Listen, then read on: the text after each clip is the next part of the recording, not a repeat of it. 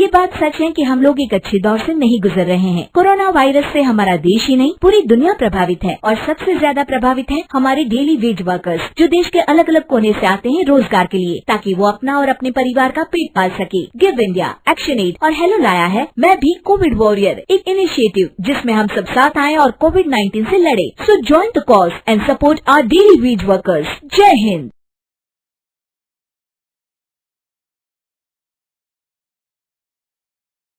एक बार की बात है, रमा की 2 बहुएं थी, रश्मि और इंदु।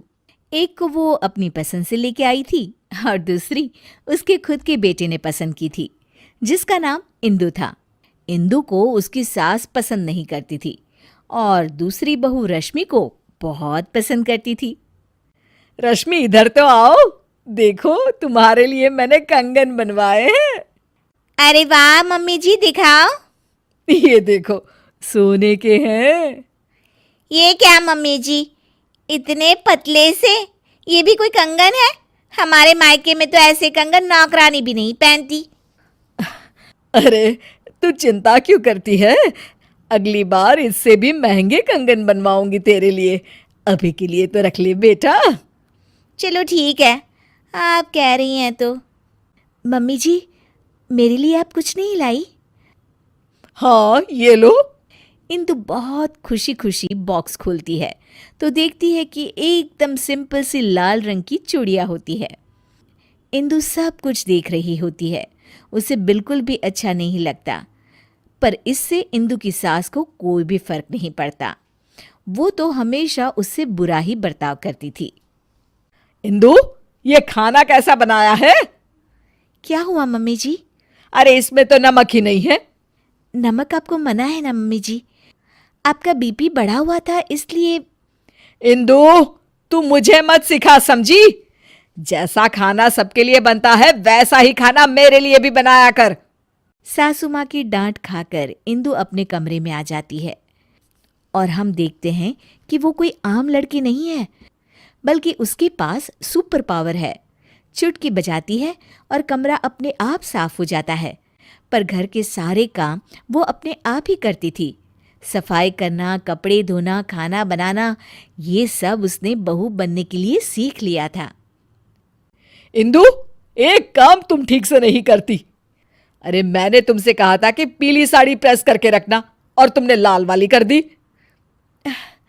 सॉरी मम्मी जी, घर में इतना सारा काम होता है, मुझसे गलती हो गई। कितना काम होता है सब दिखता है मुझे। तो फिर आपको ये क्यों नहीं दिखता कि रश्मि दीदी तो कोई भी काम नहीं करती? उससे तुम अपनी बराबरी मत करो, समझी?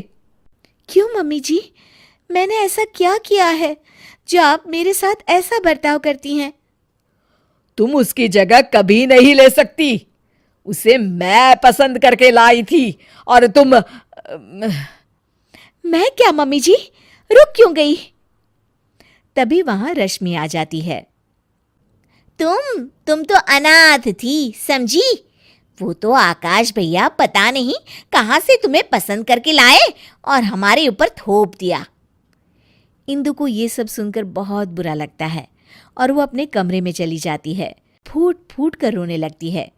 इतने में अचानक उसकी माँ की रूह उसके सामने आ जाती है। इंदु, उठो बेटा। माँ, ये लोग मुझे बहुत बुरा भला कहते हैं। कोई बात नहीं बेटा, तुम आकाश से बहुत प्यार करती हो, इसीलिए तो इंसानों की दुनिया में रह रही हो। मैं तो तुमसे हमेशा से कहती आई हूं कि चलो यहां से अपनी दुनिया में। हाँ माँ, पर अब मुझसे बर्दाश्त नहीं होता। तो चलो मेरे साथ वापस हमारी अपनी दुनिया में इंदु। हाँ माँ, मैं आपके साथ ही जाना चाहती हूँ। तुमने सच में मन बना लिया है ना बेटा? हाँ माँ, मैं आपके साथ ही जाऊंगी।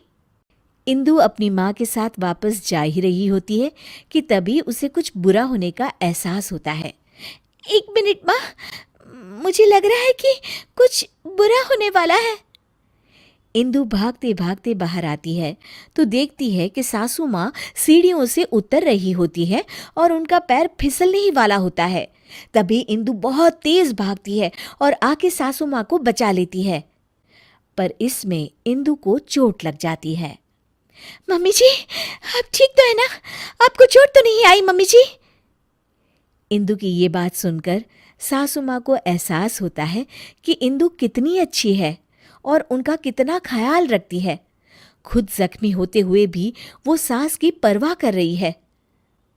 बेटा, चोट तो तुझे आ गई और तू अभी भी मेरी परवाह कर रही है। थैंक यू बेटा, थैंक यू। अगर तू न होती तो न जाने क्या होता। नहीं नहीं मम्मी जी, जब तक मैं हूँ आपको कुछ नहीं होगा। मुझे माफ कर देना बहू, मैंने हमेशा तेरे साथ बहुत बुरा बर्ताव किया। अरे नहीं मम्मी जी, प्लीज आप इस तरह माफी मत मांगिए। इंदु, इधर तो आओ बहू। जी मम्मी जी। ये लो तुम्हारे लिए। ये क्या है मम्मी जी? इंदु बॉक्स खोलती है तो उसमें सोने के कंगन होते हैं। मेरी फेवरेट बहू के लिए एक तोहफा। इंदु खुश हो जाती है और अपनी सास के गले लग जाती है। Thank you mummy ji.